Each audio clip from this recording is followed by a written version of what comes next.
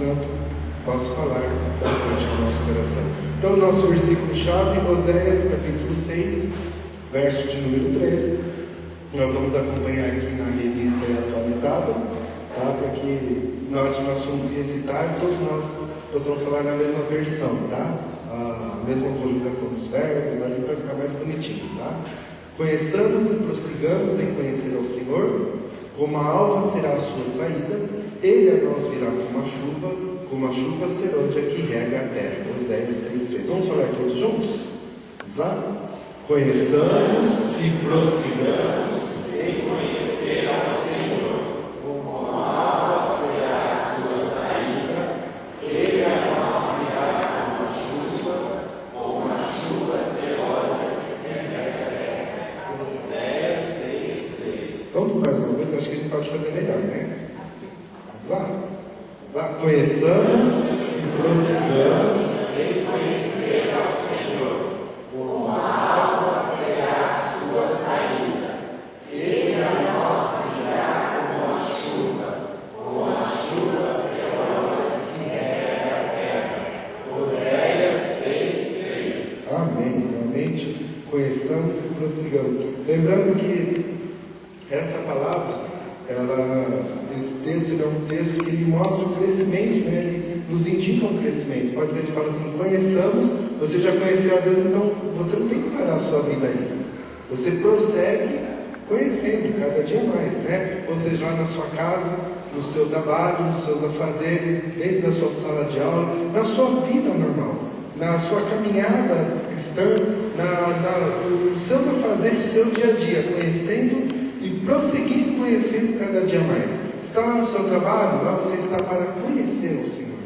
Você está lá na sua casa, nos seus afazeres domésticos, na sala de aula, conhecendo ao Senhor todos os dias. Conheçamos e prossigamos, continuando conhecendo a Deus a cada dia mais. Que a nossa vida ela não venha ficar travada, que a nossa vida ela não venha ficar parada, que a nossa vida ela não venha ficar acomodada naquilo que nós já sabemos ou naquilo que nós já conhecemos. É totalmente contrário ao que o texto aqui de Oséias nos ensina.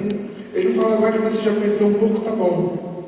Agora que você já conheceu um pouco do Senhor, você pode parar aí, conhecendo, prosseguindo a cada dia mais, prosseguindo nesse conhecimento, e que Deus vai se revelando a cada dia mais. Irmãos, uma coisa que é muito interessante, até está escrito no Estatuto da nossa igreja, a primeira frase do Estatuto, né? Diz lá: Igreja Batista Escalvado, uma instituição filantrópica que possui como regra de fé e prática a Bíblia Sagrada.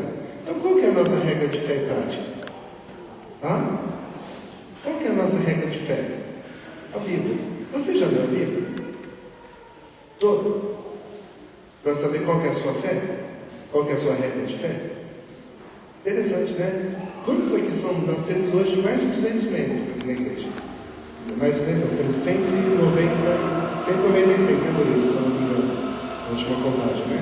196. E todos declaram que a sua regra de fé é a Bíblia. Mas será que já leram a Bíblia? Para saber qual que é a sua fé?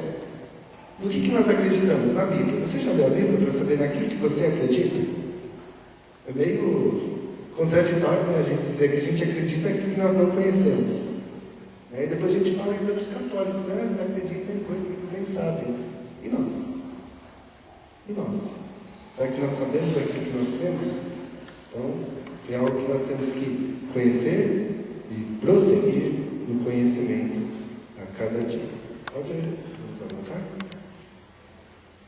Então, na introdução, nós vamos fazer aqui alguns comentários. Irmão, sempre que você quiser comentar, dá um sinalzinho com a sua mão, o microfone chega até você, tá? Para que todos possamos ouvir. Talvez o seu comentário ou a sua dúvida é algo que algum irmão também queria falar. Então, para que todos nós possamos ouvir. Então, primeiro ponto ali dos comentários gerais, o que é a teologia? Teologia é uma palavra grega que significa estudo de Deus, né? A junção de duas palavras gregas, estudo de Deus. Nenhuma teologia vai completamente explicar a Deus e seus caminhos, porque Deus é infinitamente e eterno, maior do que somos e maior do que a mente humana ela pode compreender. Ou seja, nenhum estudo teológico, nenhum seminário teológico, ele vai chegar na compreensão 100% do que é Deus.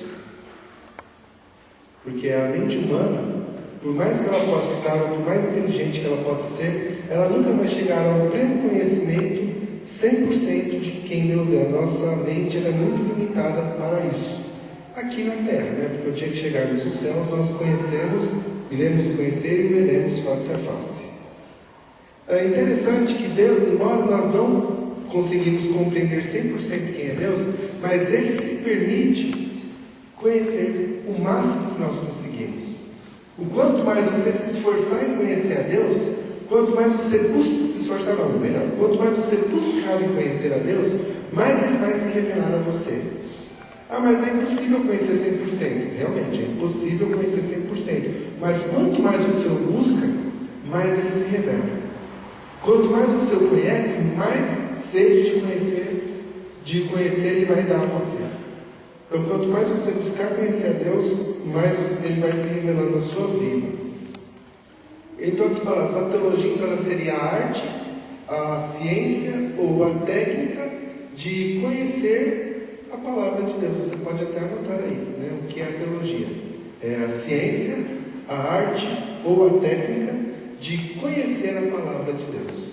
Porque Deus se revela através da sua palavra. Deus ele se mostra a nós através da sua palavra. Deus ele mostra os seus desígnios para as nossas vidas através da sua palavra. Então a teologia seria a arte, a técnica ou a ciência de conhecer cada dia mais a palavra de Deus. Muitas pessoas tentam evitar a teologia, acreditando que a teologia ela traz apenas discórdia entre o povo de Deus. Muitos até têm até igrejas que falam, não, você não precisa conhecer a teologia, né, porque ela vai trazer discórdia entre o povo de Deus. Mas quanto mais exato nós buscamos a Deus, não tem como trazer discórdia. Não é verdade? Quanto mais o Espírito Santo ele vai se revelando na sua vida, não tem como trazer discórdia. A não ser que não seja o Espírito Santo que está te revelando. Ou a não ser que você não está buscando corretamente a interpretação da palavra de Deus. Uma coisa muito errada, irmãos, para nós trazermos para os nossos dias, é o que nós vemos muito até mesmo aqui na nossa igreja. As pessoas falam, eu vou ao culto, eu ouço a palavra e eu retenho aquilo que é bom para mim. E que é bom para nós? É parte da palavra de Deus? Ou é toda a palavra de Deus? Toda a palavra de Deus. Toda a palavra é boa para nós. Mas em Timóteo fala assim que toda a Escritura, não fala assim alguma parte, fala toda a Escritura é divinamente inspirada e proveitosa para corrigir, para redarguir, para instruir em justiça, para que o homem de Deus seja totalmente preparado para toda boa obra. Diz lá que toda a Escritura, quer dizer, cada vírgula, cada N, cada tio, cada J ali, cada letra, ela é proveitosa, totalmente inspirada. Então nós não temos como na sua vida, eu vim na igreja, ouvi a palavra e retiro um pouco para mim aquilo que era bom, aquilo que eu achei que não era para mim, que eu precisava mudar de vida naquela área, eu não retiro. Sabe qual que é a pior coisa? É que geralmente aquilo que nós não retemos é justamente aquilo que nós não queremos mudar. Não é que nós não sabemos que nós precisamos. A gente sabe que a gente precisa mudar todo dia. Eu sei que eu preciso de transformação real na minha vida, no meu interior, todos os dias. Eu sei que Deus precisa me instruir todos os dias. Eu sei que eu erro todos os dias e que Deus ele vai me instruindo para que eu possa mudar a minha vida todos os dias. Mas o grande problema é quando nós retemos apenas uma parte. Geralmente, aquilo que a gente descarta é aquilo que nós sabemos que nós precisamos mudar, mas nós não queremos mudar. Falando a verdade, né? Para nós, né? Eu fiquei tão chateado com aquilo que aquele irmão falou para mim. Fiquei tão chateado com aquilo que o pastor pregou no domingo passado. Lógico que a gente fica chateado. É para a gente mudar de vida naquela área. Lógico que a gente fica chateado, vir de confronto com aquilo que eu estou cometendo. Então, a gente fala, nossa, ele falou da minha vida lá. Amém. Glória a Deus por isso, porque Deus está preocupado em nos mudar. Deus está preocupado em nos transformar todos os dias. Segunda pergunta, então, o que seria a teologia bíblica? Tá? Então, teologia é a arte, a ciência técnica de conhecer a palavra de Deus. O que é a teologia bíblica, então? Tá? Existem 3 formas de se estudar a teologia. É a teologia bíblica, a teologia sistemática e a história das religiões. Tá? Então, nós vamos estudar rapidinho aqui a teologia bíblica. A teologia bíblica é a parte da teologia que organiza a Bíblia a fim de facilitar o seu estudo, ou seja, torná-lo compreensivo ou torná-lo mais lógico a cada dia. Em todas as palavras, a teologia bíblica seria a evolução do conhecimento e da revelação da palavra de Deus ao homem. Tá? A evolução e o conhecimento da revelação da palavra de Deus ao homem. Muitas vezes nós lemos, estudamos a palavra de Deus e não compreendemos o seu contexto, não compreendemos a situação histórica em que aquele texto foi escrito. Então a teologia bíblica ela vai ensinar justamente isso, o contexto histórico e o contexto geográfico em que aquele texto foi escrito, que aquilo aconteceu. Porque senão nós vamos tomar para nós vários temas da palavra de Deus e vamos adquirir como regra. Por exemplo, quando o apóstolo Paulo, ele fala que as mulheres deveriam usar o véu durante o culto. Nós atraímos para nós. Está na palavra de Deus? Está na palavra de Deus. E por que nós não cumprimos? Porque nós conhecemos o contexto histórico em que esta palavra foi escrita e que ela não seria para a igreja hoje. Vocês estão compreendendo? Sim? Ok. E o que seria a teologia sistemática? A teologia sistemática é aquela que nós mais usamos.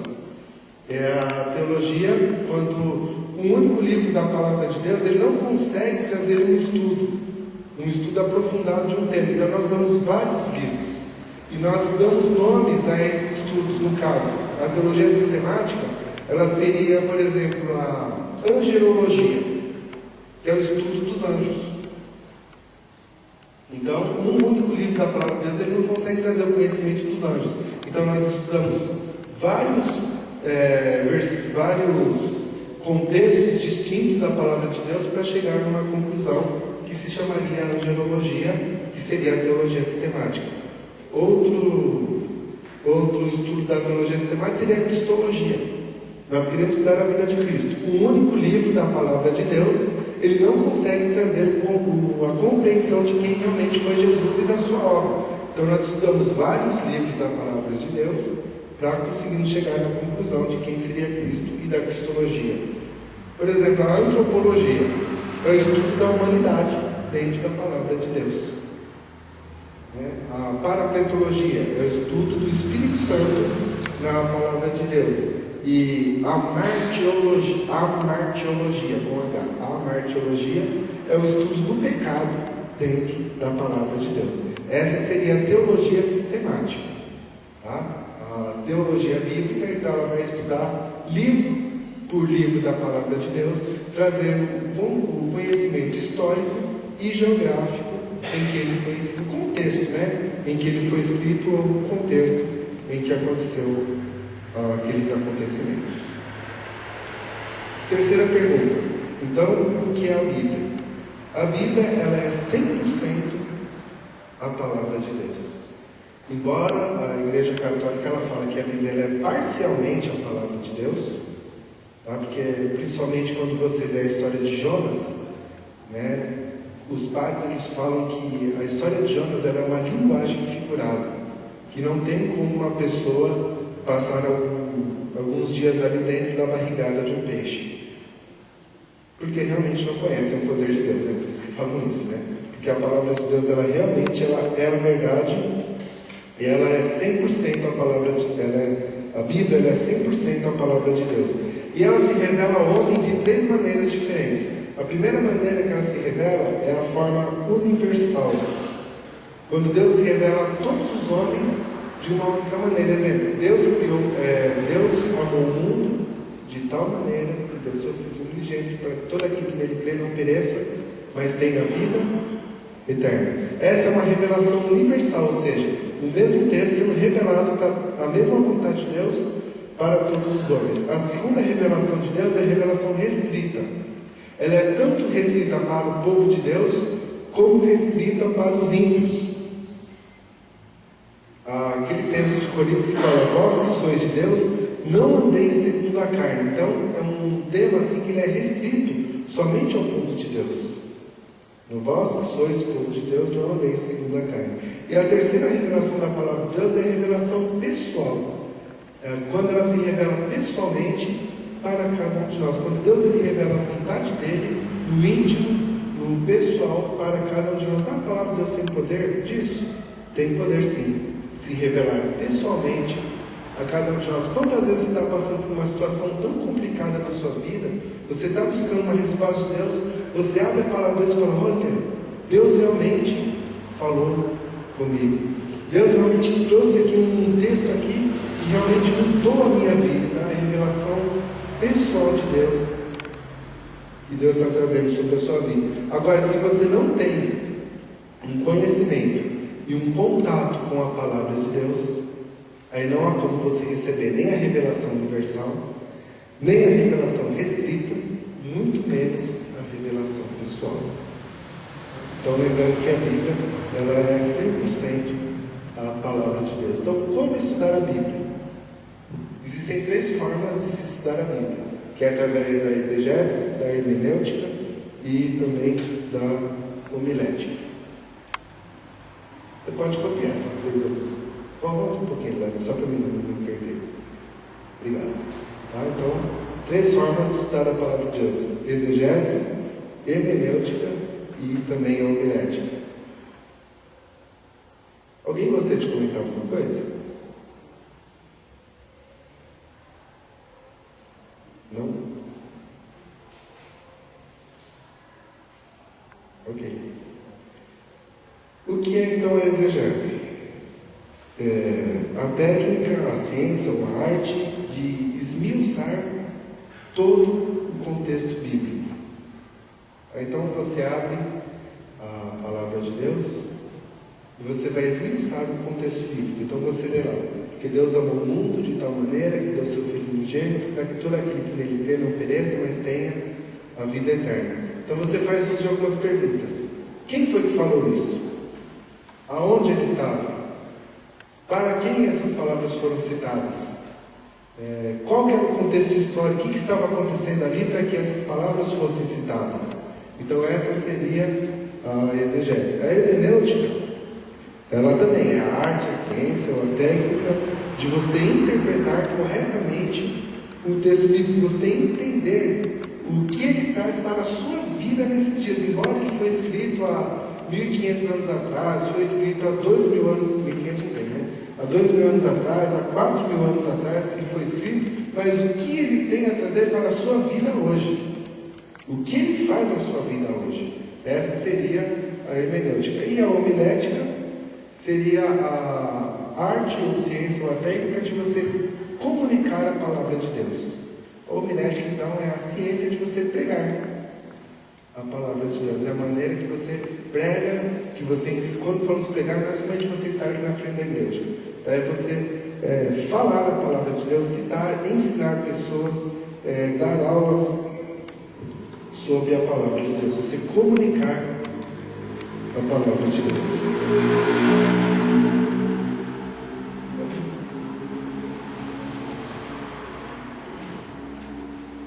Com essa parte que era mais chata, nós passamos, tá?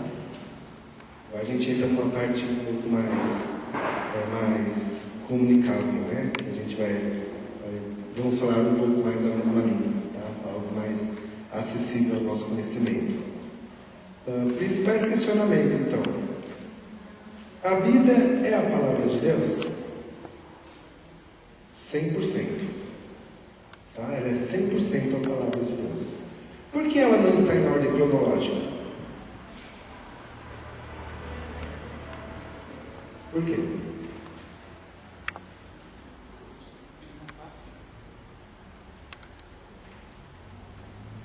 Você nunca se perguntou isso?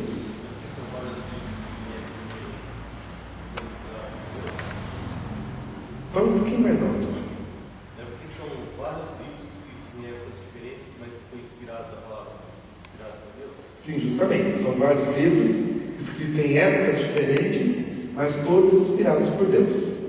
Mais alguém gostaria de trazer uma conclusão? Por que a Bíblia não está em ordem cronológica? Você já ouviu isso? Ou você nunca reparou nisso?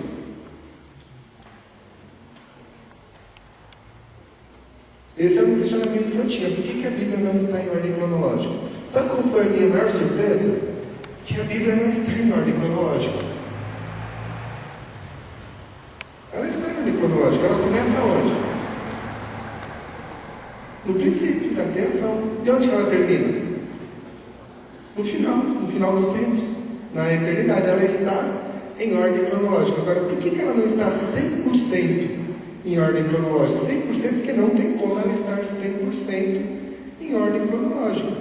Por quê? Nós temos algumas divisões. Quando nós chegamos lá no livro de Reis, no livro de Crônicas, que são os livros históricos do Antigo Testamento, enquanto os reis reinavam sobre a nação de Israel, os profetas de Deus profetizavam sobre a nação de Israel. Enquanto os escritores lá dos palácios escreviam ali as crônicas dos reis, as atitudes, crônicas, as atitudes, os feitos, as maravilhas que os reis faziam, e também as grandes erratas deles, os profetas profetizavam e escreviam também os seus livros. Por exemplo, o livro de Isaías, ele teria que estar no meio do livro de Samuel. O profeta Isaías, enquanto ele foi profetizando, os reis que estavam, e Samuel conta a história deles, então o livro de Isaías ele teria que estar ali no meio do livro de Samuel. Então, no meio, exatamente. Tá? Justamente misturado, alguns capítulos ali misturados. Quando você vai olhar várias histórias, você vê que a história bíblica ela passa no livro de Reis, no livro ou do Samuel, que também conta a história, ou no livro de Crônicas, até mesmo no livro de Reis, o livro de Crônicas, eles possuem a mesma data, muitos deles, muitos capítulos ali possuem a mesma data. Então a mesma história que você lê em Crônicas, você também lê em Reis, e você também vai ler em muitos profetas.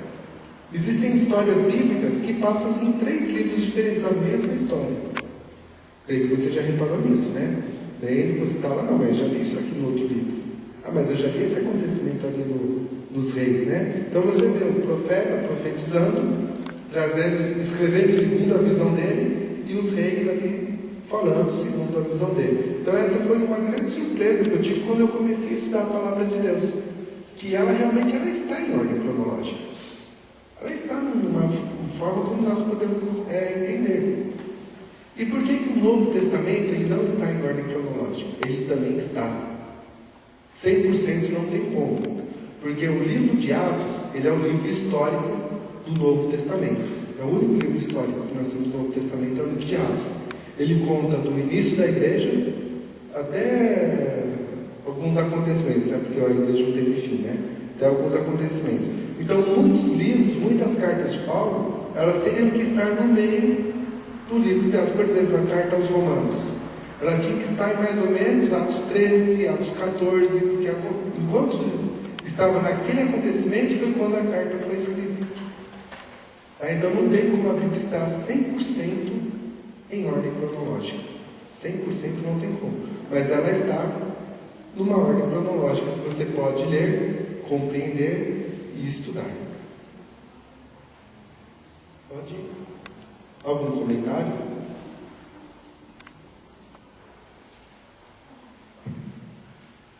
Então, o que seria a Bíblia? Ela seria uma coleção ou seleção, ou até mesmo uma canonização de 66 livros. São livros inspirados por Deus. Por que teve essa seleção ou essa canonização? Porque na época em que tivemos esses acontecimentos, muitos livros foram escritos. Até mesmo os profetas, enquanto houve o reinado, a nação de Israel, enquanto ela existiu até a época que ela foi destruída, muitos profetas escreveram livros. A nação ela teve mais de 100 profetas.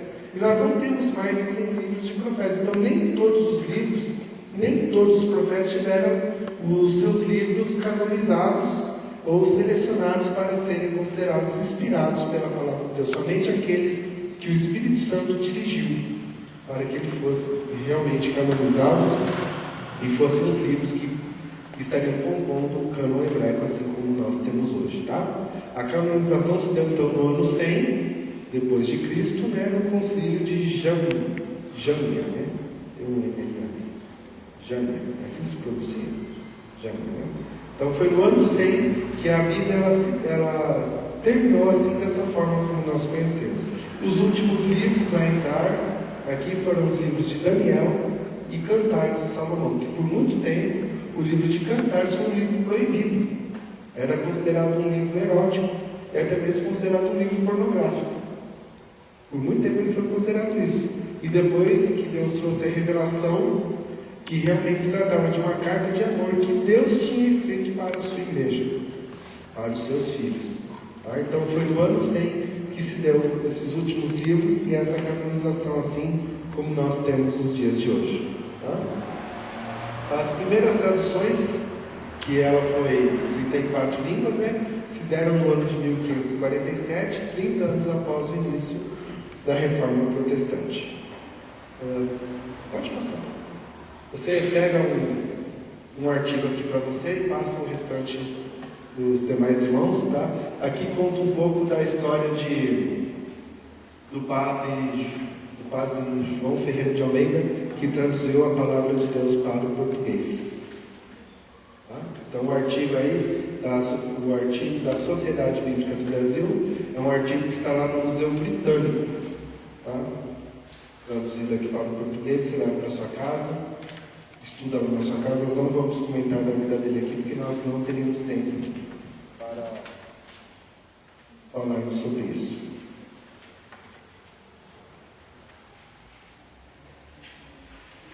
Pode passar.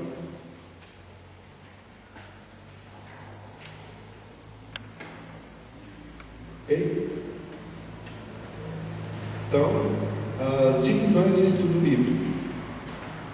Primeiras divisões da palavra de Deus, logicamente são as mais básicas, né?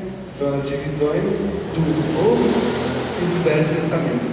Embora nós temos 66 livros, mas eles estão separados em Novo e Velho Testamento, tá? Ao todo, levaram-se em torno de 1500 anos para que os livros fossem escritos. Isso prova muito, grande, irmãos, a veracidade da palavra de Deus, tá? Porque da data em que o primeiro livro foi escrito até a data que o último livro foi escrito, nós tivemos ali uma passagem de em torno de 1500 anos. Eu acho que foi um pouco mais, foi em torno de 1600, 1650 anos, né? Mas se aceita hoje que foi em torno de 1500 anos a data dos escritos, tá? Do primeiro livro, que foi de Gênesis, até quando foi terminado o último livro de Apocalipse. Então passaram-se 1500 anos. Não foram os acontecimentos, tá? Há muito tempo eu tinha esse pensamento que os acontecimentos levaram 1500 anos. Não, os acontecimentos possuem em torno de 6400 anos, tá? Mas as escritas que possuem em torno de 1500 anos por cerca de 40 autores diferentes. Isso também prova a veracidade da palavra de Deus, porque embora eles moravam em lugares diferentes, muitos não se conheceram, estavam em situações de vida diferentes, falavam línguas diferentes. Por isso que a palavra de Deus ela possui 4 línguas originais, que é o grego, o hebraico, o latim e o aramaico. Eles escreveram a mesma coisa, sem se conhecer, sem um conhecer o outro, sem um saber quem era o outro. Eles escreveram a mesma. Deu para todos? Ou faltou? Deu para todo mundo? Faltou as irmãs ali, né? Depois no final eu imprimo mais, tá? Para as irmãs. Então assim, durante um período muito longo de tempo, pessoas diferentes, em regiões diferentes, em situações de vida diferentes, em línguas diferentes, escreveram a mesma coisa. Então isso prova também outra veracidade, que a palavra de Deus ela é a verdade. Outra coisa que mostra que a palavra de Deus é a verdade é a mudança interior que ela traz. Quando nós lemos a palavra de Deus, ela nos muda interiormente, ela transforma o nosso ser interiormente.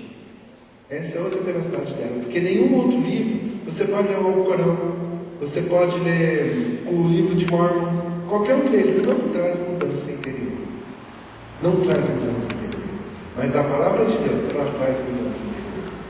Você já leu um livro de autoajuda que você vai falar, nossa, isso aqui mudou totalmente a minha vida? Jamais. Mas toda vez que você lê a palavra de Deus, você pode afirmar: essa palavra mudou a minha vida. Essa palavra mudou a minha situação. Porque a palavra de Deus, ela não é somente, embora nós somos aqui, é a Bíblia. Mas Deus usa a Bíblia para ser a sua palavra. Você pode rabiscar, não é pecado. Você pode fazer anotações, não é pecado. Porque aqui é a Bíblia. Aqui é um livro. Mas Ele usa esse livro para ser a sua palavra, para nos mudar. Quando você traz para a sua vida, quando você aplica na sua vida a Bíblia, ela se torna não somente a Bíblia, mas ela se torna a palavra de Deus. E a palavra de Deus, ela nos muda, ela nos renova, ela muda o nosso homem interior, ela transforma, ela muda a nossa situação de vida. Então, sempre quando você for afirmar para uma pessoa, nunca fique assim: olha, a Bíblia fala tal coisa, porque a Bíblia não fala nada. Quem fala é a palavra de Deus. Quem muda é a palavra de Deus. Tá? Nunca tire a autoridade desse livro. Sempre quando você for falar para uma pessoa, você for ler para você, nunca é a Bíblia, sempre é a palavra de Deus. O que você está lendo? Está lendo a Bíblia? Não, estou lendo a palavra de Deus. Nunca tire a autoridade dele. Então, as divisões do estudo bíblico: Velho e Novo Testamento. Abre lá no primeiro livro, nós vamos ler então os 5 primeiros livros da palavra de Deus, são chamados de Pentateuco. Penta, porque são 5, né? Penta, porque são 5. Se fosse 6, seria hexa, né? Então, Penta, porque são 5.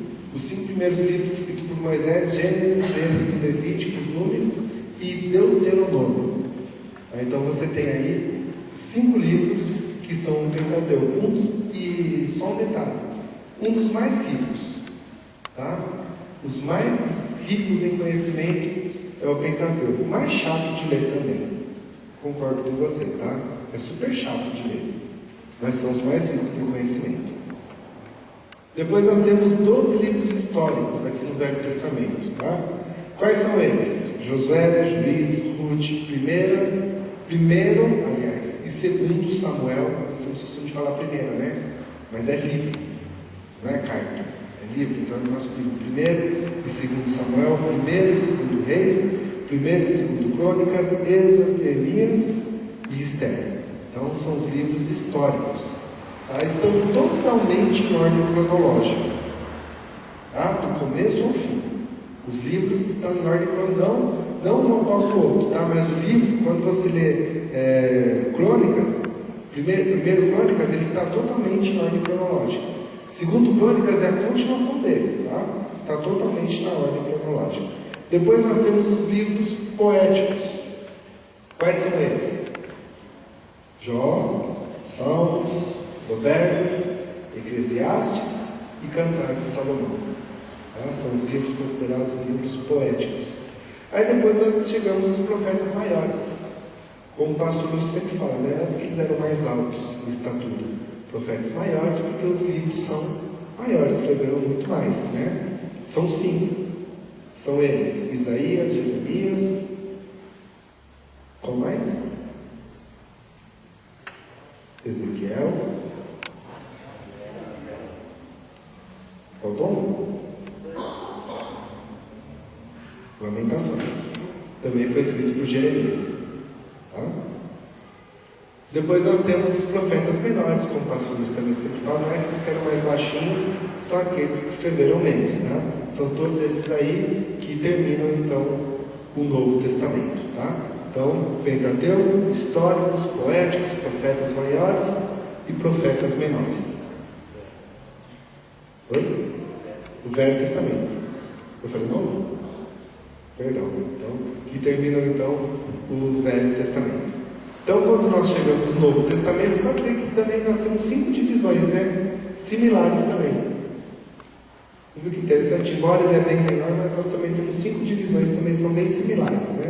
Então, nós temos os 4 evangelhos, lá no Novo Testamento: Mateus, Marcos, Lucas e João. Contam a história de Jesus. Se escreveram muito mais evangelhos, tá? Muitos outros historiadores, muitas outras pessoas escreveram também sobre a história de Jesus. Há uma estatística, um estudo que diz que ao todo foram cerca de 48 evangelhos, tá? Não se tem ao certo. O próprio apóstolo Paulo escreveu um evangelho que não foi canonizado, tá? Mas canonizados hoje nós temos 4: Mateus, Marcos, Lucas e João. Temos o livro histórico, que é o livro de Atos, que se você quiser estudar o livro histórico, vai estudar o livro de Atos, porque ele conta a história da igreja. Hoje nós somos a igreja, então ele conta a nossa história, tá? Então se é algo que nós temos que estudar realmente, é o livro de Atos. Depois nós temos as cartas paulinas, que foram escritas pelo apóstolo Paulo. São 13 cartas. Nós temos as cartas gerais e chegamos no último livro, que é o livro profético, que é o livro de Apocalipse, né? Que nós aguardamos o cumprimento dele com muita alegria, com muito fervor, né? Aguardamos o dia que realmente estaremos para sempre com o nosso Senhor. Pode avançar.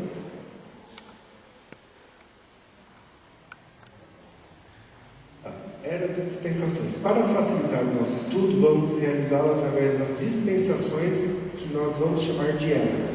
Então lembra que nós estudamos na semana passada, retrasada, não lembro agora, a nova era? Lembra que nós somos totalmente baseados na palavra de Deus? Realmente, nós vamos hoje iniciar o estudo então das eras bíblicas, tá? Num seminário teológico, ou num curso que você vê pela internet, ou até mesmo aqui nos livros da biblioteca, ou alguns DVDs nós temos na videoteca aqui da igreja, que contém estudos teológicos, são chamados de dispensações, tá? Mas nós aqui nós vamos chamar de eras, porque nós já falamos de eras nas aulas passadas, tá? Então para nós não nos confundirmos, mas era e dispensação é a mesma coisa, tá? Só para nós entendermos, o dispensacionalismo é um método de interpretação histórica que divide a obra de Deus e seus propósitos para a humanidade em diferentes períodos de tempo.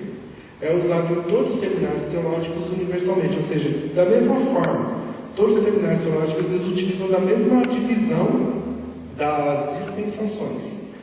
Tá? Daqui a pouco você vai entender um pouco mais quando nós chegarmos nela. Tá? Geralmente há 7 dispensações identificadas, mas aqui nas nossas aulas nós vamos trabalhar com 10, tá? E nós vamos estar realizando então 3 subdivisões delas, tá? Um PS ali para que você não confunda quando você vê um outro estudo, até mesmo para o irmão Luiz que está fazendo curso teológico, né? Para que vocês não confundam. Então, as nossas subdivisões elas são particulares, tá bom? Foi nós que fizemos as 3 subdivisões, tá? Livros, revistas, cursos, sites, pesquisas e tantas coisas, né? Não corresponderão ou poderão desconsiderar 10 subdivisões, tá? Geralmente são 7. Então nós vamos estudar aqui 10, para facilitar. Então, quais são elas? Então, abra lá a sua Bíblia em Gênesis, capítulo 1.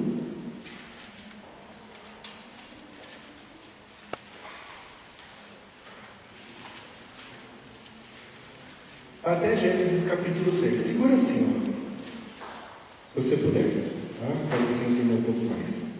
As folhinhas aí, do capítulo 1 de Gênesis até o capítulo 3.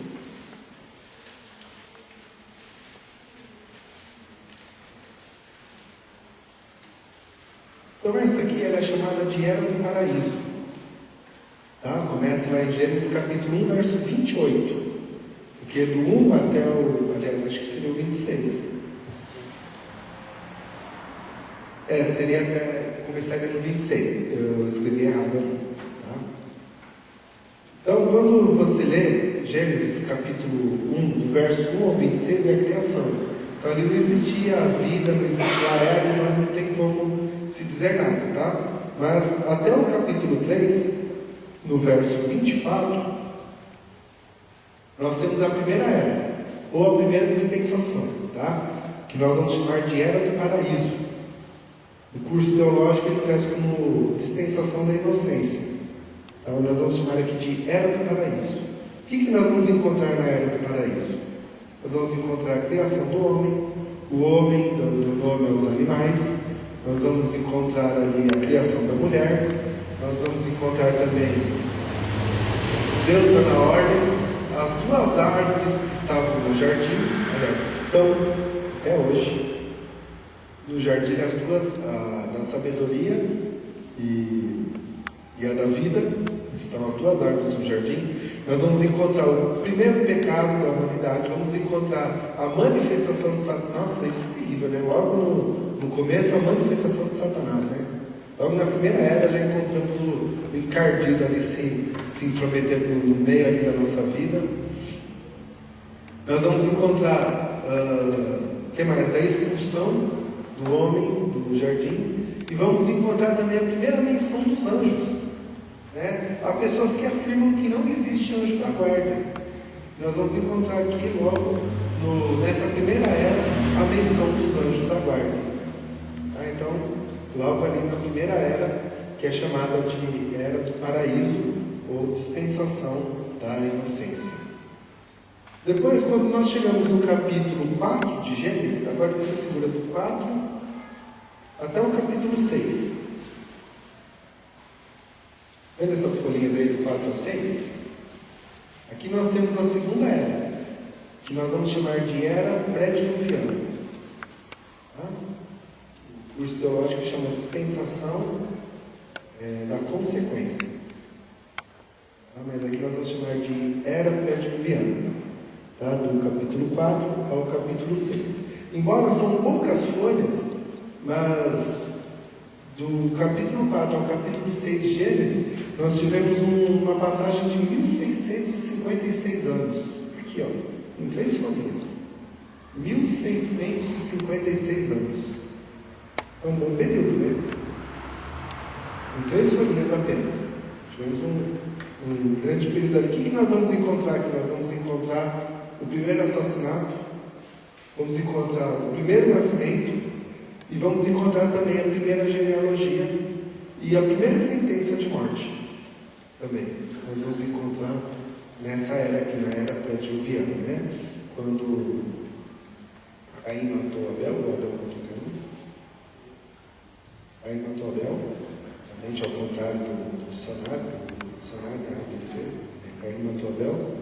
E vamos encontrar também a primeira sentença de morte, Deus falando que destruiria toda a terra através do dilúvio. Vamos encontrar a primeira ordenança de Deus aos homens, que é que construísse a arca, para que toda a família fosse salva. E vamos encontrar também a primeira grande construção, que foi Noé construindo ali a sua arca. Então nós vamos encontrar nesse período de 1656 anos, ele se encerra quando Noé entra na arca. E se encerra no dia que começa o dilúvio. 1656, através da genealogia, que está no capítulo 5. Tá? Oi? Assim. Tá, aqui no capítulo 5, então foi interessante o que o Walter me fez, né? De onde nós tiramos esse número aqui? 1656 anos, né? De uma era para outra. Como que Deus para se calcular? Então, no capítulo 5 de Gênesis, você encontra ali uma grande genealogia, desde Adão até Noé. Então, se for somando os anos ali de quem gerou quem, em quantos anos ele tinha quando ele gerou, você vai chegar na conta, tá? Eu fiz 2 vezes, tá? Você pode conferir, tá? 1656 anos aqui, entre um e outro. Ok? Então, nós chegamos depois na terceira era, que é a era deles, né? Que é a era pós-diluviana, que vai de Gênesis capítulo 7. Pode ficar tranquilo, viu, irmão? Nós vamos passar de livro inteiro, você pode pensar, você passar capítulo por capítulo aí, tá?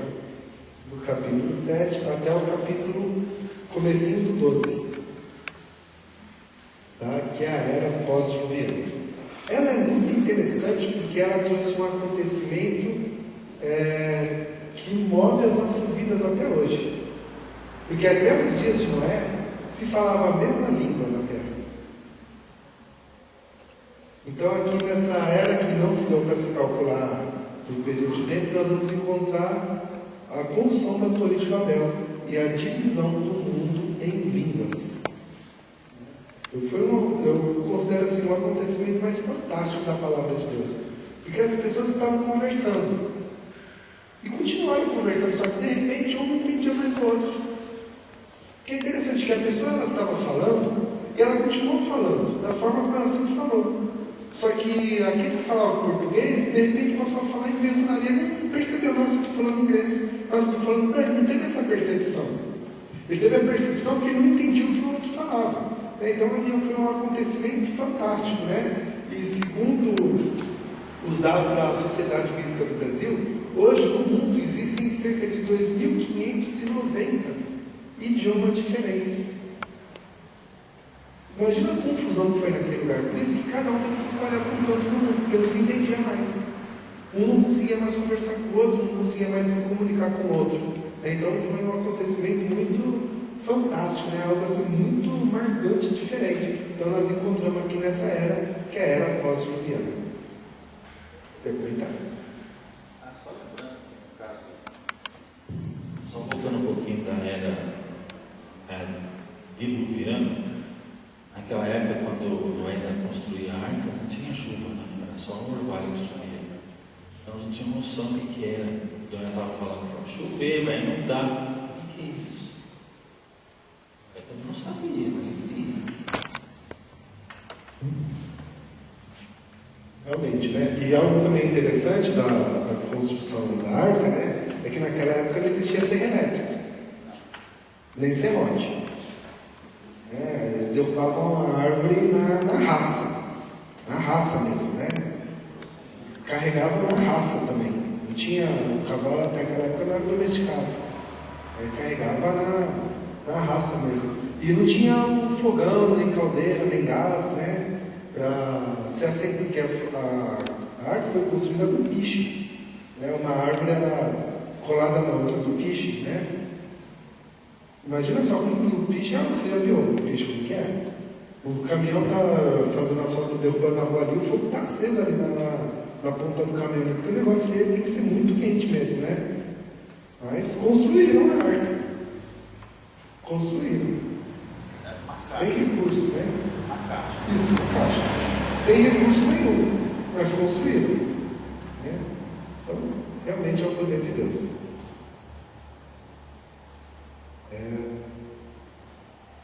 Perdi.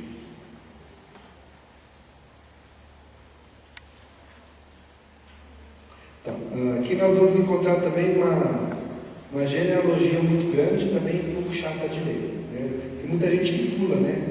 O capítulo 9, capítulo 10 aqui, porque é genealogia. Tá? Pode avançar. Então nós chegamos aqui então, na quarta era, que é a era patriarcal, ou dispensação do patriarca. Né?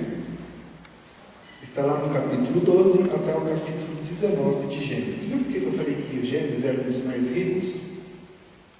Nós já estamos na quarta era e estamos no mesmo livro. Tá? Então, na era patriarcal, nós vamos ver, ela levou 430 anos, essa deu para calcular também.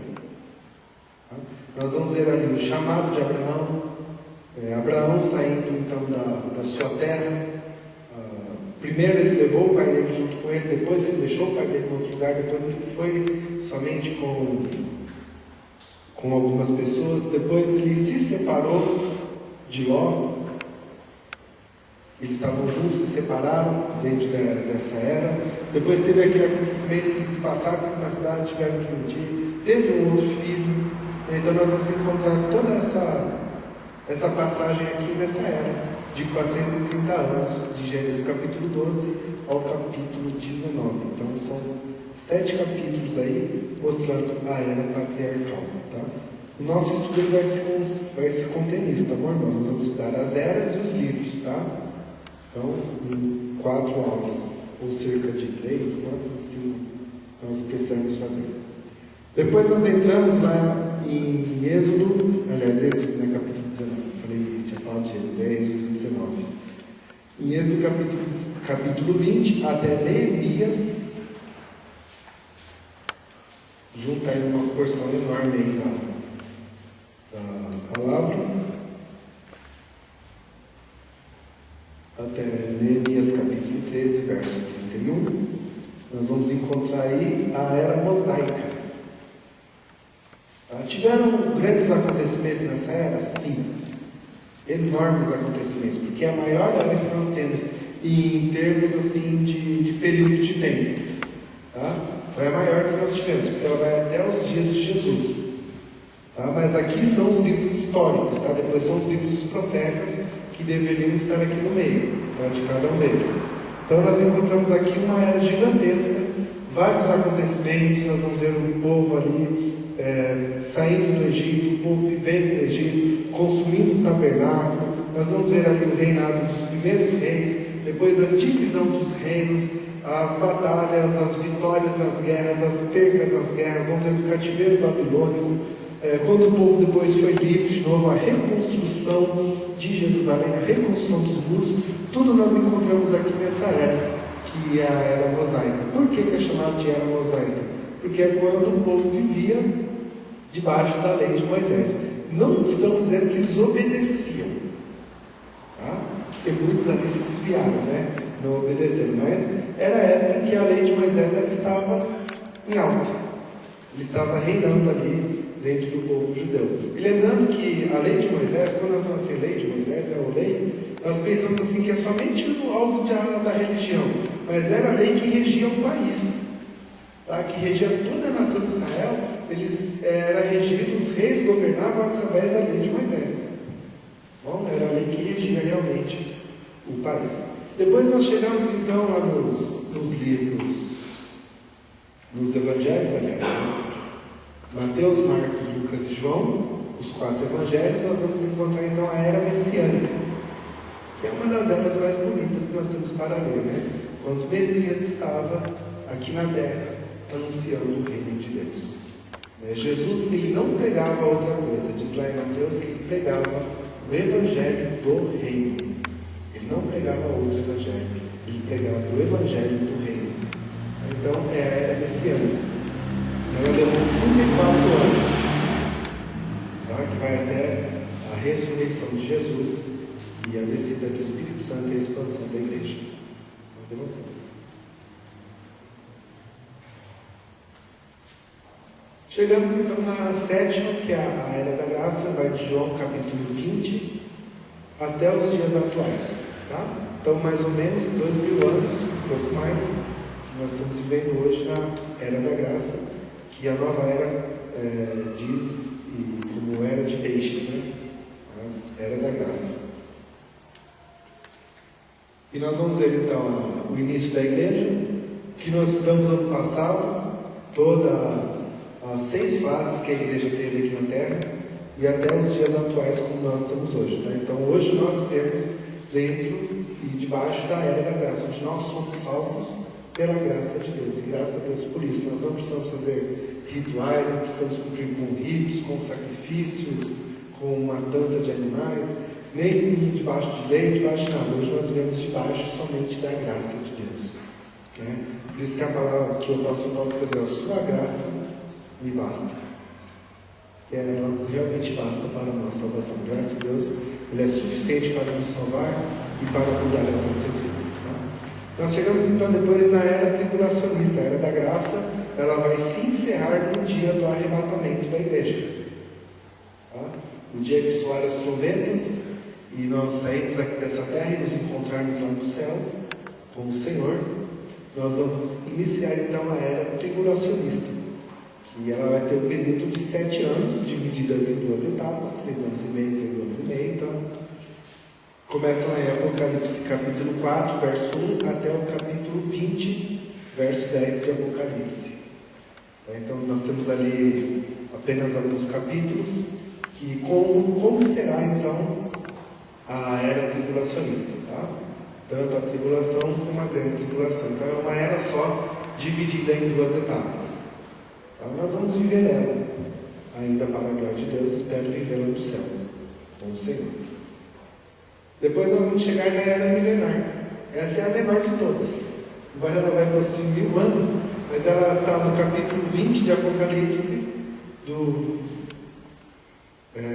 capítulo 21, né, do verso 11 ao verso 14. São apenas 3 versículos, né, contando como será a era milenar. Então nós pouco sabemos sobre ela. Sabemos que será o reino de Cristo aqui na terra durante 1000 anos, depois do arrebatamento. Estaremos 7 anos nos céus. Depois nós vamos voltar, depois de 7 anos aqui para essa terra. Passaremos 1000 anos com Senhor aqui nessa terra, e essa era conta um pouquinho de como será o governo de Cristo aqui na terra durante 1000 anos, e nós estaremos aqui juntamente com Ele, reinando durante 1000 anos. Pode ir? A última, que seria a 10ª, que é a era eterna, está lá em Apocalipse capítulo 21, inicia no verso 15, e ela não tem fim para a glória de Deus. Embora ela possua 2 destinos, ou o céu, ou o lago de fogo, porque o inferno aqui já não existirá mais. O inferno e todos os que estão no inferno serão lançados no lago de fogo, tá? Para você entender. Lembra que nós contamos que o satanista, na semana passada, é o próprio Papa da Igreja Satânica, ele fala que o inferno não tem fogo, realmente, porque o inferno será lançado um dia, não hoje, um dia será lançado no lago de fogo, que é um outro lugar. O inferno é uma coisa, o lago de fogo é outro lugar onde o inferno um dia será lançado e estará lá, será queimado e destruído por toda a eternidade, e nós estaremos no céu, na Nova Jerusalém, com o Senhor por toda a eternidade. Essa é a era mais maravilhosa que existe, né? Porque é uma era que não tem fim, é uma era onde Satanás não estará mais em nosso meio, nós estaremos para sempre na presença e na vontade de Deus. Realmente, né? Irmão, tu fez um comentário interessante, né? Para quem está condenado, o inferno é apenas a recepção, que depois ainda vai para o lago de fogo, né? Isso é terrível, né? Não queira passar por essa recepção jamais na sua vida. Tá, então, irmãos, o que nós vamos estudar aqui, começando no domingo que vem, isso aqui era apenas a introdução, tá? Nós vamos estudar então as eras e os livros, tá? Para que você possa entender onde os livros foram escritos, de que maneira eles foram escritos, qual o contexto teológico e qual o contexto geográfico em que eles foram escritos, tá? Então nós vamos estudar ali as eras e os livros da Palavra de Deus, tá? Logicamente que eu não vou dar todas as aulas, até mesmo na próxima aula eu vou estar dando aula ali com as crianças, estaremos aqui em 2 professores dividindo a aula como nós fizemos nos últimos domingos, tá? Dividindo em 2 etapas as aulas, estarão aqui trazendo 2 eras ou até 3, se possível, porque tem algumas que é pequenininha, dá para a gente passar 3 no domingo só, tá? Então são apenas 10 divisões, 10 eras, totalmente baseadas na palavra de Deus. Nós vamos ler vários textos, vamos ler vários versículos, vários contextos, que mostram realmente os acontecimentos, os principais acontecimentos, a entrar em avivamento, poder e graça sobre nossas vidas, que nesses dias, ó Pai, que estaremos aqui estudando a Tua Palavra, que o Teu Espírito Santo possa falar poderosamente aos corações dos Teus filhos, que possamos, ó Pai, compreender para melhor vivermos a vida cristã, para obedecermos a Tua Palavra por completo e termos o pleno conhecimento da revelação do Senhor para as nossas vidas. Assim nós oramos, te agradecemos em nome de Jesus. Amém.